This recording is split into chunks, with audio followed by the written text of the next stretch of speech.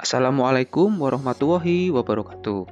Pada kesempatan kali ini, saya akan menyampaikan informasi dari Kementerian Agama Republik Indonesia, di mana secara resmi pada tanggal 21 Desember 2022, Kementerian Agama Republik Indonesia telah menyampaikan pengumuman pelaksanaan seleksi calon pegawai pemerintah dengan perjanjian kerja atau P3K tahun anggaran 2022. Langsung saja kita lihat informasi dan surat resminya.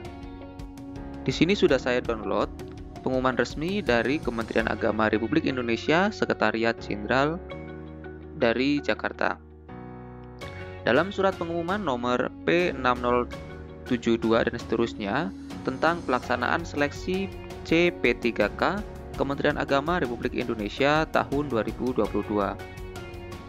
Tentunya teman-teman di sini, terutama yang sudah bekerja di Kementerian Agama, sudah mengetahui bahwa Kementerian Agama akan merilis formasi P3K di tahun ini. Oke, yang pertama akan saya sampaikan yaitu kategori untuk pelamar. Yang pertama yaitu pelamar ex tenaga honorer kategori 2, di mana untuk kategori ini adalah semua pelamar yang sudah pernah mengikuti seleksi di tahun 2021. Ya, di tahun 2021. Jadi dengan syarat mempunyai kartu peserta ujiannya. Kemudian untuk calon pelamar yang kedua, kategorinya yaitu pelamar non-ASN Kementerian Agama, di mana di sini pelamar yang telah mengabdi, ya, yang telah mengabdi dan juga masih aktif bekerja di Kementerian Agama sampai dengan tahun 2022 ini. Untuk pelamar tersebut wajib memiliki pengalaman di bidang kerja yang relevan dengan jabatan fungsional yang dilamar sesuai dengan peraturan perundang-undangan. Lalu untuk pelamar yang ketiga yaitu pelamar lainnya, di mana pelamar lainnya ini adalah pelamar yang tidak termasuk dalam angka 1 dan angka 2, yaitu di mana untuk pelamarnya wajib memiliki pengalaman di bidang kerja yang relevan dengan jabatan fungsional yang dilamar sesuai dengan peraturan perundang-undangan. Nah, itu dia untuk 3 kategori umum kategori pelamar P3K ini. Lalu selanjutnya untuk persyaratan umumnya hampir sama seperti persyaratan-persyaratan pada umumnya ya. Di sini yang perlu diperhatikan di sini teman-teman. Nah, ini untuk syaratnya yang perlu ditekankan yaitu wajib memiliki pengalaman di bidang kerja yang relevan dengan jabatan fungsional yang dilamar.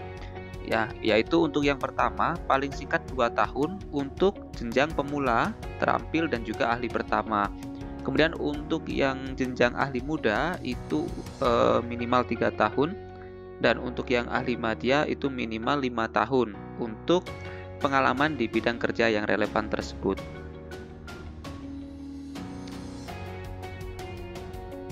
Kemudian untuk persyaratan khususnya, yang pertama bagi pelamar jabatan fungsional lain yang wajib memiliki pengalaman kerja yang masih aktif bekerja di Kementerian Agama yang dibuktikan dengan surat keputusan yang sah. Nah, ini ada surat keputusan yang sah, dikecualikan bagi formasi jabatan fungsional lainnya yang bukan yang dibuka umum. Jadi ini untuk yang pelamar jabatan fungsional ini wajib memiliki surat keputusan yang sah ya teman-teman dari instansi tersebut. Kemudian yang kedua, ini terutama untuk teman-teman guru, itu wajib terdaftar pada Simpatika dan juga masih aktif bekerja di Kementerian Agama yang dibuktikan dengan kartu identitas PTK. Jadi syarat utamanya sudah masuk di Simpatika. Kalau misalkan di dinas itu biasanya di Dapodik, kalau untuk di Kementerian Agama itu di Simpatika. Selanjutnya untuk yang THK 2, itu wajib sudah terdaftar di database Kepegawaian Negara atau BKN dan memiliki kartu peserta ujian di tahun 2021 kemarin. Jadi yang tahun 2021 kemarin yang teman-teman sudah daftar tapi belum lolos di tahun ini ada kategori khusus.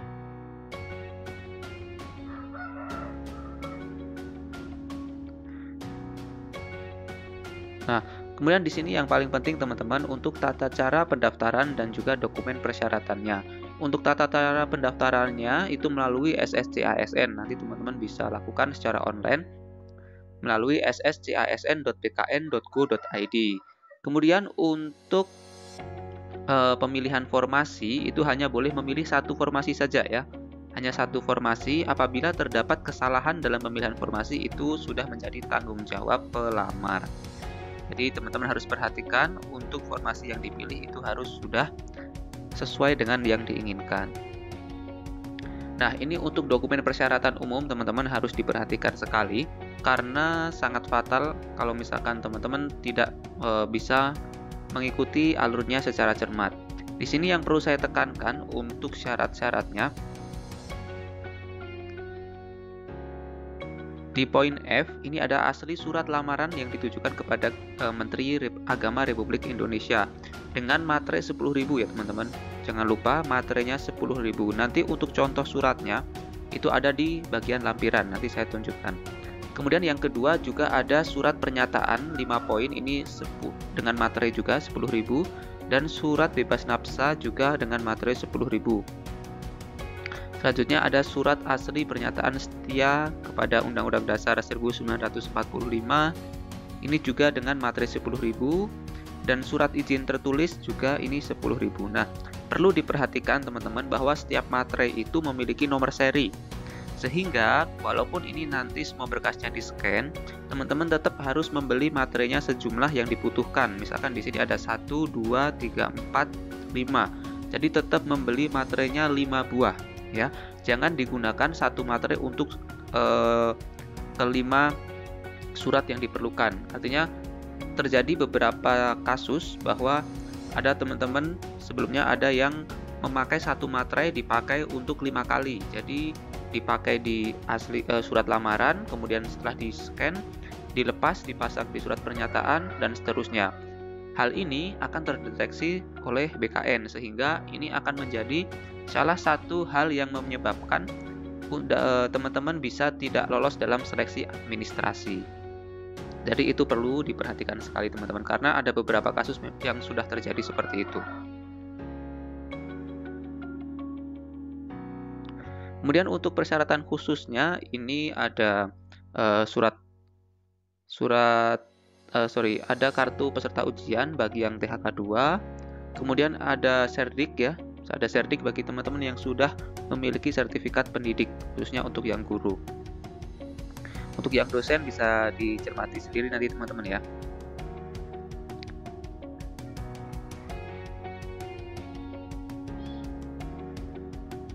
Kemudian yang perlu diperhatikan lagi yaitu ini asli surat keputusan yang sah dari pejabat yang berwenang di Kementerian Agama bagi formasi jabatan fungsional lainnya, dikecualikan bagi pelamar jabatan fungsional lainnya pada formasi umum. Jadi perlu juga ini surat keputusan ini teman-teman, surat keputusan yang asli dan juga sah ya.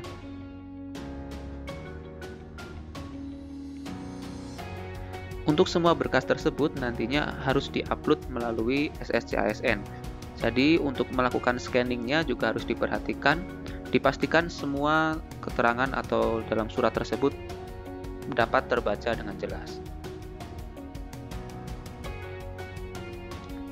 Dalam seleksi P3K ini ada 2 tahap seleksi, yaitu seleksi administrasi dan juga seleksi kompetensi yang terdiri dari kompetensi CAT BKN dengan bobotnya 60% dan juga untuk tes moderasi beragamanya 40%. Semuanya berbasis CAT ya teman-teman. Cuman yang kompetensi berbasis CAT BKN yang moderasi itu CAT Kementerian Agama.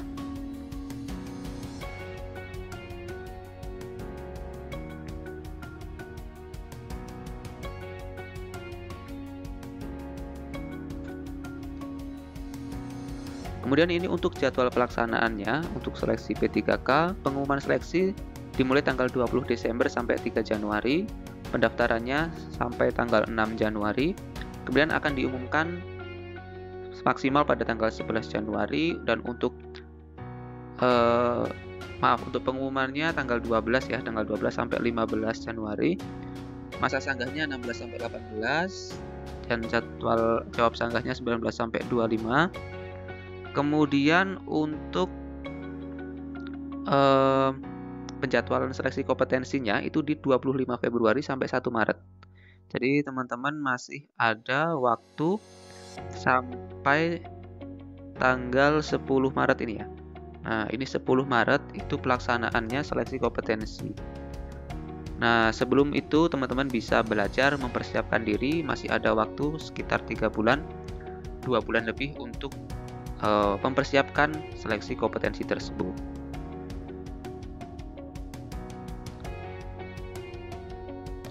Nah, ini ada beberapa contoh ya teman-teman untuk surat.